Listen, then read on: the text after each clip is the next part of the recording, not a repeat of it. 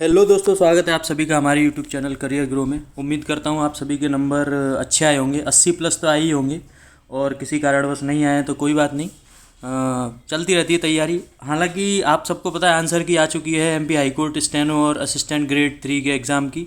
और कई स्टूडेंट्स को ये प्रॉब्लम है कि कुछ कुछ क्वेश्चन जो हैं उनके आंसर गलत हैं, या फिर बोर्ड द्वारा जो आंसर दिए गए हैं वो गलत हैं, या फिर क्वेश्चन गलत है। तो बोर्ड ने जो कल आंसर की भेजी थी उसके साथ में जो लास्ट पेज था उसमें उन्होंने जो ऑब्जेक्शन एक पेपर है वो जारी किया था। उसमें जो जितने भी आपके ऑब्जेक्शन हैं वो आप भर के सबमिट कर सकते हो। तो मैं बताता हूँ आपको पूरी प्रोसेस, आपको कैसे कैसे ऑब्जेक्शन सबमिट करने हैं। तो चलिए शुरू करते हैं। सबसे पहले आपको सबसे लास्ट में जो आंसर की आपने डाउनलोड किया उसके लास्ट वाले पेज में जाना है। आपको कुछ ऐसा पढ़ने में आएगा। तो सबसे पहले आपको यहाँ पर अपना एप्लीकेशन नंबर लिखना है जो आपके एडमिट कार्ड में दिया होगा। यहाँ पर आपका एप्लीकेशन नेम, जो आपका नेम है वो लिखना है। इसके बाद आपकी कौन सी शिफ्ट थी, जिसके क्वेश्चन आपको गलत लग रहे हैं, आपने जो एग्ज़ाम दिया वो लिखना है। और यहाँ पर आपको जो भी क्वेश्चन जिसमें लिखा है question number in which objection is to be raised, यहाँ पर आपको जैसे आपको हिंदी में, अब इनने ये वाला ऑप्शन नहीं दिया जैसे आपको मान लो कंप्यूटर के में दिक्कत है तो उसमें, लेकिन हो सकता है सारे क्वेश्चन लाइन से हैं। तो आपको जैसे 37वें क्वेश्चन में दिक्कत हो तो यहाँ पे 37 लिखिए, पहले में तो यहाँ पे पहला, पाँचवा, 100वां, जो भी है। तो इन बॉक्स में आपको जैसे इस बॉक्स में क्वेश्चन नंबर आपको टाइप करना है। क्वेश्चन नंबर लिखने के बाद आपको, हाँ, और आपको ये हार्ड कॉपी में चाहिए, आपको इसकी फ़ोटो कॉपी निकलवानी है तब आप इसको भर पाओगे। और आपको कैसे सबमिट करनी है, कैसे भेजनी है, वो मैं आपको आगे वीडियो में बता दूंगा, ठीक है।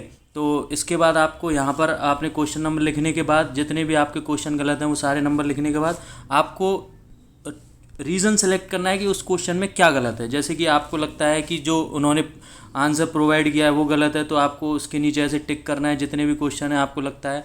अगर आपको लगता है कि more than one answer is correct तो आपको यहाँ पे क्लिक करना है और किसी पे क्लिक नहीं करना है। अगर आपको लगता है कि क्वेश्चन इज़ रॉन्ग तो आपको यहाँ पे क्लिक करना है। जैसे आपने जो भी नंबर यहाँ पे क्वेश्चन के लिखे उसके नीचे नीचे आपको क्लिक करना है जो भी उसका आपको सही लगता है। और आपको लगता है कि सारे आंसर गलत हैं तो आपको इस वाली लाइन में टिक करना है, ठीक है। और अगर आपको लगता है इनमें ये जो भी ऑप्शन दिए उसमें से आपका कोई भी वो नहीं है, ऑप्शन नहीं है, तो आपको अदर प्लीज़ स्पेसिफाई, अगर आपको लगता है कोई और प्रॉब्लम है तो आप यहाँ पर उसको लिख कर दे सकते हैं।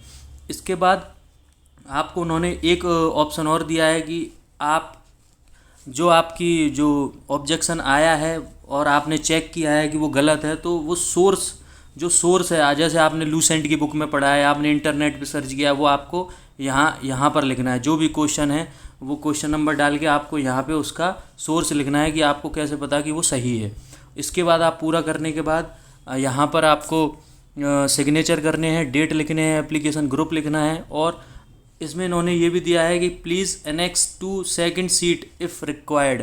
अगर आपको लगता है कि आपकी सारी समस्याएं सिर्फ एक सीट से सॉल्व नहीं हुई हैं तो आपको इसकी एक और फोटोकॉपी करवानी है और आपको वो सब वापस से भरना है। जैसे आपके क्वेश्चन ज़्यादा हो रहे हैं और आपकी समस्याएं कुछ ज़्यादा हैं तो आपको यही निकलवा के वापस से एक और सीट भरनी है। तो दोस्तों इसके बाद हम बताएंगे कि आपको ये सब भरने के बाद जितने भी आपके ऑब्जेक्शन है वो आपको अब किस तरह से सबमिट करनी है, किस तरह तक उनके पास पहुंचानी है। तो सबसे ऊपर जाना है आपको, अपनी आंसर शीट में सबसे ऊपर जाएंगे।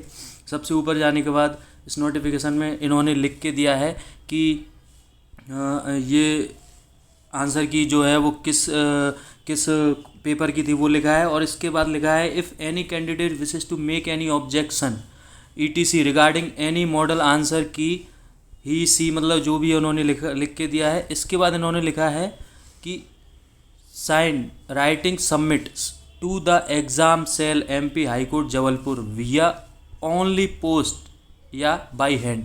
मतलब इन्होंने क्लियर करके दिया है कि आपको ये सब भरने के बाद और पोस्ट द्वारा या फिर इन हैंड, या फिर आप जबलपुर खुद जाएं, या फिर आप जबलपुर में रहते हैं तो आप हाई कोर्ट जाएँ, वहाँ पर पूछें कि जो रिक्रूटमेंट बोर्ड है वो कहाँ पे है, वहाँ पे इस डॉक्यूमेंट को सबमिट करें सिर्फ पोस्ट के द्वारा या फिर आप खुद। और 10 बजे से 5 बजे तक के जो वर्किंग आवर हैं उनके अंदर आपको जाना है। आपको अपना नेम, एप्लीकेशन नंबर, सारा फोटोकॉपी वगैरह सब प्रूफ जमा करना है पोस्ट में। और इसमें क्लियर एक और नोट इन्होंने अंडरलाइन करके दिया हुआ है कि ऑब्जेक्शन रिसीव्ड विया ईमेल और any other online mode shall not be entertained and stand rejected without assign any reason. मतलब अगर आपने ईमेल द्वारा या फिर अदर ऑनलाइन, जैसे आप ट्विटर पे टैग कर देते हो कि ये क्वेश्चन गलत है, या फेसबुक पेज पे या कहीं भी आप करते हो, तो वो बिल्कुल भी मान्य नहीं होगा। आपको सिर्फ हैंड द्वारा आप खुद जाएं वहाँ पर या फिर पोस्ट द्वारा पहुँचाएं, तभी आपका मान्य होगा। और अगर आप ऑनलाइन या ईमेल द्वारा करते हो तो वो अपने आप ही डिस्क्वालीफाई हो जाएगा, आपका वो मान्य नहीं होगा। तो दोस्तों, और इसके लिए एक और है कि आपको ये जो पोस्ट है या फिर डॉक्यूमेंट है वो 7 दिन के अंदर अंदर, जैसे कल आपकी आंसर की आई थी 23 तारीख को, तो आपको 30 तारीख तक, जैसे फरवरी का महीना है तो आपको 2 तारीख तक वो जो पोस्ट है वो आपको हाई कोर्ट में जमा करनी है, तभी आपकी कार्यवाही होगी।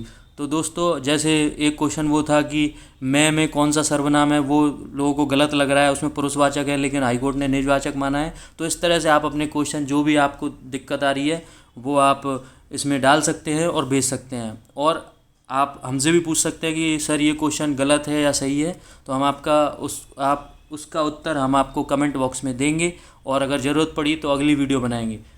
अगर वीडियो अच्छी लगी हो, जानकारी मिली हो, तो चैनल को सब्सक्राइब करें, वीडियो को लाइक करें, कमेंट करें। Thank you.